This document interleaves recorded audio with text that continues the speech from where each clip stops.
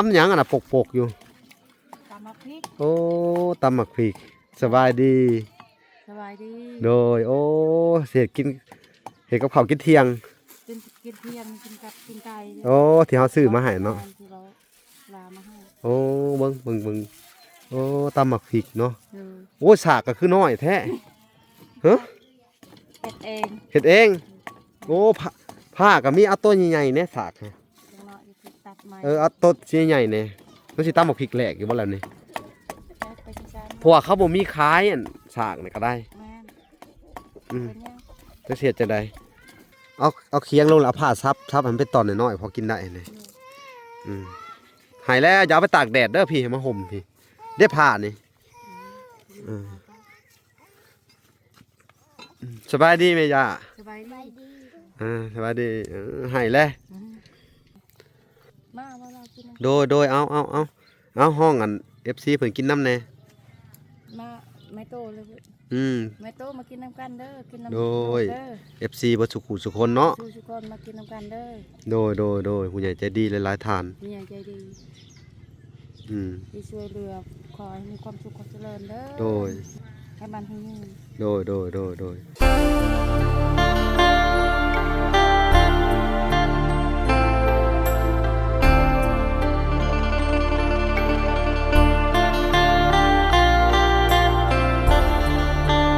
พี่น้องเนาะทางบลากะยังบ่ทันได้กลับเฮือนกลับชานอยู่พี่น้องเดียวกะสิมาอัปเดตเพิ่นเบิ่งเพิ่นก็เฮ็ดสู่ลูกเฮ็ดของกินพี่น้องสู่ลูกสู่เต้ากินพี่น้องเอ้ยตำหยังอ่ะนะปกอยู่ตำมะพริกโอ้ตำหมักพริกสบายดีสบายดีโดยโอ้เสียกินเฮ็ดกับข้าวกินเที่ยงกินเที่ยงกินกับกินไก่โอ้ที่เขาซื้อมาให้เนาะที่เราลามาให้โอ้เบิ่งโอ้ตำหมักพริกเนาะโอ้สากก็คือน้อยแท้ฮะเห็ดเองโอ้ผ้าก็มีเอาต้นใหญ่ๆเนี่ยสากเอาต้นใหญ่ๆเนี่ยต้องสิตำหมักพริกแหลกอยู่บ่แล้วนี่เพราะว่าเขาบ่มีขายอันสากนี่ก็ได้จะเสียจะได้พี่น้องไอ้มื้อหน้าพุ่นแหละจังสิซื้ออันโตที่อันน่ะยังมุ่งมาให้ลืมคักลิมุ่งก่อนมื้อหน้าเด้อเรื่องมื้ออื่นนี่แหละเด้อจะเข้ามาติดตามเบิ่งเพิ่นมื้ออื่นสิซื้อมุ่งมาให้เพิ่นแล้วก็หมอนมีหรือว่าหมอนนี่มีเขาให้มีเขาให้เนาะใช่เขาสิซื้อแต่มุ่งเนาะมุ่งยังบ่มีช่วงนี้ก็ยังคายอยู่มันหน้าแล้งเนาะยุงมันยังบ่ค่อยร้ายปานใดเนาะคำหน้าพ้นเนี่ยโหบ่ควางมุ่งบ่ได้เนาะช่วงนี้มันแถวนี้มันแห้งแล้งบัดพี่น้องมันบ่มีแหล่งบนยุงไข่เด้อากาศมันร้อนอยู่นี่แห้งไปเบิดแล้วมันอยู่โคกเนาะบ่มีทรายน้ำปกตินี่ถ้ามีน้ำในกระโปะกระเป๊ะนี่ยุงมันสิไข่ใส่เนาะแล้วมันเกิดเป็นลูกน้ำมันยังพี่น้องไงเบิ่งเพิ่นตำก่อนแต่สิได้เมื่อพี่น้องไงโอ้สากน่ะเฮ็ดเองอะเนาะพี่น้องไงลูกก็ให้นะลูกให้แล้ววะฮะคุณลูกคนให้แล้วพี่น้องไงอยากเข่าเลยนี่แหละพี่น้องมาปิดเสียงนัวเพิ่นกับประหยัดกินพี่น้องไงเนาะมือหนึ่งหวดเข่าก็ยังคือเก่าเนาะเข่ายังหลายอยู่เนาะอดเด้ออดเอาก่อนสู่ไปเรื่องของดินกันเนาะเพิ่นก็ให้หลายเนาะอ๋อพี่น้องเอ้ยอยู่บนอื่นนี่บนนี้มีได้นี่ดินหาด้านหลังยาวประมาณ20 ปลายเมตรทางนี้วันนี้ด้านหน้า15 คูณ20 ปลายเนาะเกือบ30อยู่บนอื่นเขาขายห้วยมัน30 ล้านผมบอกอยู่ในจุดสูงอันนี้ด้าม6-7 ล้านเลยพี่น้องเอ้ยเนาะอย่าด้อยเด้อกินข้าวเด้อเด็กน้อยย่ามากินข้าวเป็นน้องพวกพี่น้องเลยให้อยู่อยู่เพราะว่าน่ะสิประหยัดกินเพราะกินไม่หนึ่งสิไม่ตอนแรกไม่หนึ่งเนาะโอ้สิอิ่มก็จะบ่ล่ะมานี่เพิ่งกินข้าวก่อนพี่น้องเลยเดี๋ยวจะกะ เอาเคียงลงแล้วเอาผ้าซับมันเป็นตอนน้อยๆพอกินได้นี่หายแล้วอย่าเอาไปตากแดดเด้อพี่มาห่มพี่ได้ผ้านี่สบายดีไหมย่า สบายดี สบายดีหายแล้วข้าวนี่มุกเอาบ่ได้บ่ บ่ ยันเราเจ็บท้องบ่เจ็บหรอกเนาะ มันบ่กินแล้วขโมยเดี๋ยวนี้มันกินข้าวยำ มันบ่กินแล้วมัน4 เดือนมันเคยแหละเนาะสงสารแต่ลูกยังน้อยเพิ่นนี่แหละพี่น้องเอ้ยให้อยู่ยัวอยู่คุณซับแบบซั่นแหละมันจะพากินง่ายซับน้อยๆก็ได้ตอนน้อยๆ มากินข้าวมา โดยเอาพักกันกินหรอเด้อ กินน้ำกันเด้อ โดยเอาพี่น้องมากินข้าวน้ำเพิ่นเด้อเพิ่นก็ห้องพี่น้องเอ้ยนี่แหละแม่ลูกอ่อนพี่น้องเอ้ยน่าสงสารอนาคตเนี่ยบ่ฮู้ว่าสิเป็นจังไดเนาะพี่น้อง ล้างมือเด้อ อือฮึ อ้าวล้างมือย่าเฮ็ดล้างมือกินข้าว พากันกินบัดนี้แม่ย่า กินมาทำมาไปล้างมือดีมาว้าว ได้ข่าวว่า เฮ็ดลูกนี่ ลูกชายสิมาซะบ่ โดยเรามาแล้วยัง เออ เดือนนั่นแหละ ไปปานเดือนพุ่นเนาะ โดย ยังบ่มีบ่อนอยู่เนาะ มีมันอยู่ บ่เผามาก็ได้ แม่น เพิ่นมาแล้วเพิ่นอยากบวชเฮียนบ่เจ้าว่า แม่นแล้วมักมันนั่น เราอยากบวชเนาะ เราอยากบวชเฮิงแล้ว อยากบวชหากบ่มีบ่อนบวชเนาะ บ่มีบนไปส่งบ่ฮู้จักอิหยัง เพิ่นอยากบวชเฮียนพี่น้องเอ้ย เพื่อนก็ จักสิเฮ็ดจังไดพี่น้องเอ้ยครับผู้แรกบัดเพิ่นมาก่อนจักสิถามรายละเอียดเนาะก็สิลองกัน มาลามา ไปถามมัน กันนะ พระเพิ่นเบิ่งทางบ้านยันว่า เพื่อนเพื่อน เพิ่นอยากบวชเนาะว่าได้บวชเฮียนหนังสองหนังสือเนาะ มาลากินน้ โดยเอาห้องอัน FC เพิ่นกินน้ำแน่ ำมาไม่โตเลยเว้ย อืม ไม่โตมากินน้ำกันเด้อกินน้ำ โดย เด้อ FC บ่สุขุสุคนเนาะ สู้ทุกคนมากินน้ำกันเด้อ โดยผู้ใหญ่ใจดีหลายๆทาน มีใหญ่ใจดี อืม ที่ช่วยเหลือขอให้มีความสุขความเจริญเด้อ โดย ให้มันให้ยืน โดยพี่น้องเอ้ยทางน้องเมย่ากับน้องอันน้องหยังนะ นางพุทธย่า เมย่าบูย่าเนาะ โดย กินข้าวไปแตะแซ่บเลยแซ่บจะบ่กิน อันนี้อันคือปิ้งไก่ทางแม่ตู้เพิ่นเด้อซื้อให้ โตมีความสุขความเจริญเด้อ โดย เอ้ย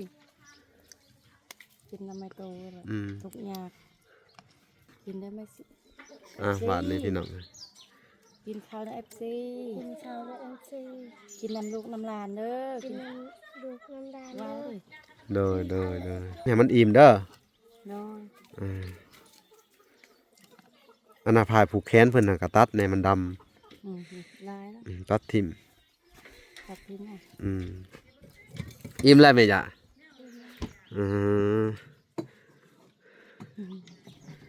พี่น้องมันก็อิ่มเลยแม่ย่าไปโรงเรียนนี่อันน่ะเขียนได้อยู่บ่ โดยกิน ได้อยู่บ่อ่านได้อยู่บ่บ่ได้เนาะยังบ่เก่งปานใดเนาะได้อีหยังแหน่ไปโรงเรียนน่ะ ตัด ได้อีหยังแหน่พาไปโรงเรียนได้อีหยังแหน่เป็นหยังแหน่ตอนนี้ ก็ ตะกอไก่เป็นแล้วเนาะ โดย โดยอันนั้นวัดอันน้องอิหยังกิเพชรบ่ มา ดีเพชรได้หยังแหน่พระเจ้าเป็นแล้วบ่กอไก่ ก็เป็น เป็นแล้วสิเป็นแล้วพุ่นน่ะว่าถ้าเอื้อนนี่บ่เก่งเนาะไผเก่งสองคนเนี่ยเอาของเฮียนนี่ เอื้อยเข้าวกอด เอื้อยเข้าก่อน มา อยู่ห้องป .2 บ่ บ่ชอบ เข้านํกันเนาะ มา ตั้งใจเฮียนเด้อ โดย บวกเลขได้อยู่บ่ บวกได้ 1 บวก 1เป็นเท่าไหร่ สอง 2บวก2 สี่ 4บวก5 สี่บวกห้า เออ เก้า เออ เก่ง เก่งโอ้นี่แหละคนเฮียนเนาะอืม ถือว่าเก่งเนาะ เก่งนั่น 4 ลบ 5เนี่ย เคยยังสู้อ่ะ เฮ้อ ใครนะ ลบเลขลบได้บ่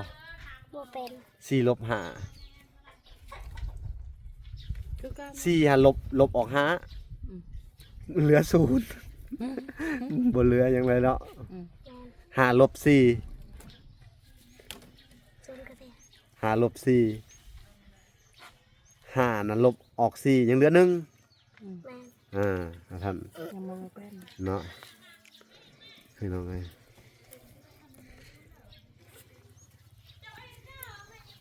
กินนั่งกัน อิ่มแล้ว กี่เฟสอิ่มเลยไปโรงเรียนเพิ่นสอนเฮาอันน่ะแนวใดกลับบ้านมาเฮือนเพิ่นสอนอยู่บ่ได้ครูเพิ่นสอนอยู่บ่ สอน มาเฮือนแล้วเฮ็ดแนวใดเออซอยเวียกพ่อแม่อยู่บ่เพิ่นเพิ่นเพิ่นสอนเฮาอยู่บ่ในครูเพิ่น ครู เพิ่นเพิ่นบอกเฮาอยู่บ่ บอก บอกว่าจังไดนะ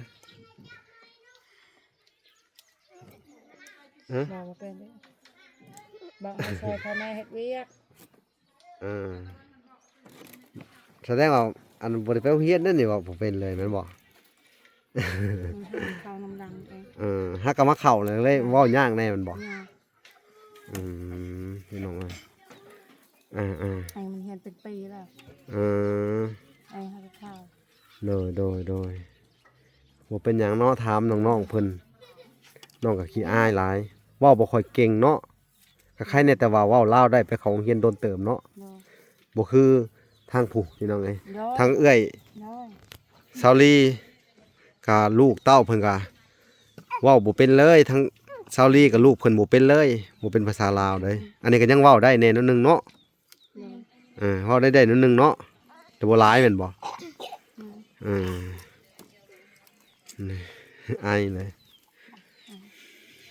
กินพานกินเด้ออันนี้เอาไว้เด้อเดี๋ยวยันหมากิน โดย พี่น้องเอ้ยพากันอิ่มเลยกินข้าวกินน้ำละบาดนี่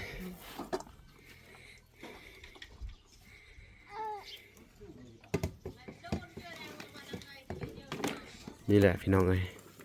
บอนเพิ่นอยู่กันนี่คือเก่าหนึ่งข้าวหนึ่งน้ำให้กินอยู่นี่พี่น้องเอ้ยอันนี้ลำบากแน่แหล้วพี่น้องเอ้ยเนาะเพื่อนกำลังน้อยๆกระต๊อบอยู่นี่โอ้ยถ้าเป็นหน้าพ้นนี่ตายเลยเนาะ โดย มีแต่ไปอาศัยนอนอยู่ตารางเพื่อนเขาคนแรกขนาดพ้นเนาะ แม่ พี่น้องเอ้ย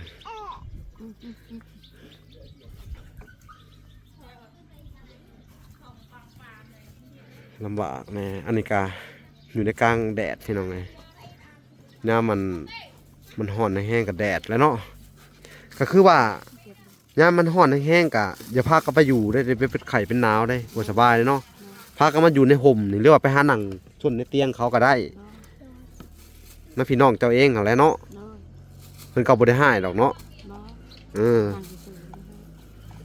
เอ้ยน้องเขาบ่ให้เขาดอกไปหาอยู่โลดเด้อ ๆโดย เพิ่นก็ตะกี้แต่มาแต่อิดก็ได้กินน้ำเขาหั่นแหละว่ะ ขอกินน้ำข้าวแล้ว ยังดีอยู่พี่น้องเพิ่นให้อยู่ให้กินเนาะพี่น้องเอ้ยนี่แหละคือเงินของซานใครเนี่ยแถวนี่เนาะปะไว้ว่าสิมันก็บ่เสียเนาะ โดย โจรขโมยยังบ่หลายเนาะ โดย แถวนี่พี่น้องเอ้ยสู้ๆเด้ออดเอาก่อน โดย สงสารบ่น้อยเพิ่นคนคั่วดินให้ได้เนาะ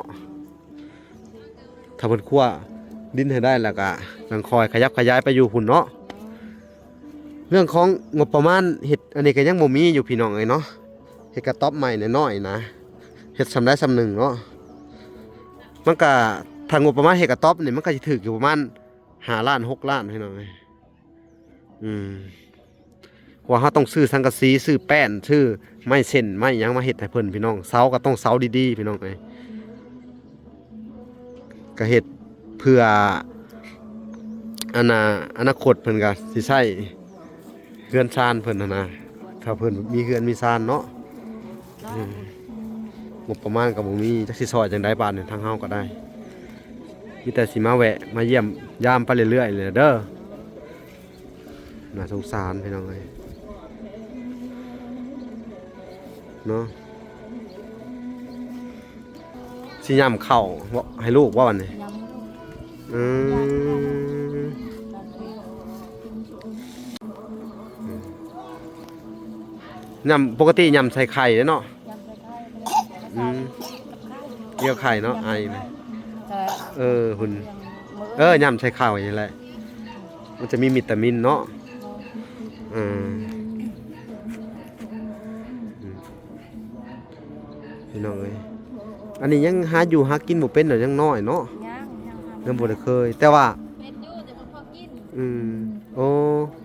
แบบว่าบ่ฮู้ว่าสิไปหาหยังยามนี่เนาะ เนาะ มันก็แห้งแล้งพี่น้องเอ้ย แม่ ยามนี้ใครมาไปหากินได้ก็มีแต่แหน่ไข่หมดแดงนั่นแหละเนาะจะน้อยยามจักรจันทร์แถวนี้มีบ่มันออก มี ไปหาติดไปยังพอได้กินอยู่ดอกเนาะ เดิมสิมีเนาะ เออ เดิม4เดือน5 อาหารประจำฤดูนี่เนาะ เฮ็ดละโงง เฮ็ดปวก เฮ็ดปวกอืม เฮ็ดดินกับมือแถวนี้ เฮ็ดปวกเฮ็ดดินเพิ่นว่าแถวนี้ออก เฮ็ดปวกอะ อันนี้เฮาอยู่แถวโคกแถวดงอันนี้แหละเนาะแถวโคกเนาะอุ้ยย่ำกินแบบสิสดๆเลยเนาะแต่ว่าบางคนเพิ่นก็ผางมาบอกว่าโอ้ยอย่าให้เรากินข้าวดิบเด้อยันลูก มันเป็นย่างลูก หนึ่งท้อง ลูกเลี้ยงแบบบุก อื แต่ ม กุยผ่า เนาะ กินแบบพวกแบบ อืมโดย กินบ่ได้ลูกคนมีเงินมีตังค์ คือว่าแหละเฮาเคยย่ำให้กินแบบสิก็บ่เป็นหยังเนาะเราชินแหละเนาะ บ่เป็นอยากแค่ลูกคนเดียวแล้วเป็นหยัง อืมแต่พวกนี้เป็นเด้เนาะ แสดงว่า อยกข้าว แสดงว่าเราชินแหละกับกินข้าวหนึ่งชุกแล้วแต่ว่าเฮามาย่ำเนาะ ตอนแพ้ ตำราอะไรเขาอยากให้มกอีกได้ ตอนนี้ยังกินข้าวหมก ปกติอันใดเนาะอืม ใจเลยมันทุกข์ ยังกับบ่ครบ เอ้าโอเคเด้อสู้ๆไปเด้อแม่ย่าเด้อกี่เพชรเนาะทั้งนั้นเวลากะสิกลับก่อนเด้อ เ ก็สิได้มาแวะเยี่ยมยามอีกเทื่อใหม่เนาะ ดี๋ยว ก็จะมาติดตามเมืองพี่น้องเอ้ยก็เป็นข่าวดีที่ว่าทางบ่น้อยเพิ่นได้หาที่หาทางให้แต่ว่ามันก็อยากสูงแน่แพงแน่แต่ว่ามันก็สมกับดินเนาะมันกว้างเนาะแล้วก็ยาวด้านหลังก็สิมีบ่อนปลูกพังแม่นบ่แหละ20 ปลายกว่าเมตรเนาะด้านหลังก็สามารถปลูกผักปลูกหยังกินได้เลยเนาะ เดี๋ยว ข้างหน้าก็หน้าทางกับอนาคตต่อไปก็ ลูก อันน่ะค้าขายได้เนาะ เดี๋ยว โอ้ปกติดินในเมืองซำนี้ราคาเป็น 3-4 แสนบาทพู้นแหล้ว ไม่ บ่ได้มีได้น้อยๆซำนี้ อยู่จะส่งนี่แพ้อยู่ที่ชุมแพงๆแล้วอยู่ที่ชุมว่าอันน่ะทางบ่พรซื้อให้ทางอันแม่นะฮะ30 ล้าน15คูณ25ซื้อมันถึก 50,000 บาทเลยอันนี้ราคา 15,000พี่น้องเอ้ยคือว่าถึกแล้วเนาะบัดนี้สิไปต่อเจ้าของเขาก็โอ้ยพี่น้องเพิ่นก็โซอีกบ่สบายเนาะเพิ่นก็จำเป็นต้องขายเพราะว่าสิเอาอันน่ะไปปัวเจ้าของเนาะทางเจ้าของดินน่ะก็ได้เนาะโอเคสู้ไปเด้อสู้ๆขอให้ได้เนาะขอให้ผู้ใหญ่ใจดีเพิ่นซอยโอ้ยดีใจเดี๋ยวเพิ่นสิซื้อดินให้เนาะทางว่าล่ะก็ยังบ่มีงบหยังเข้ามาอยู่เด้อถ้ามาก็สิมาแจ้งข่าวดีอยู่ดอกเนาะสู้ๆไปก่อนเด้ออดเอาเด้อพี่น้องเอ้ยสงสารลูกน้อยเพิ่นเนาะพี่น้องอันนี้ก็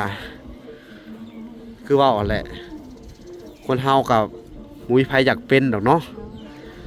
ปกติเอาลูกเอาผัวไปก็อยากสร้างครอบสร้างครัวเนาะแต่ว่าบุญวาสนาของเจ้าก็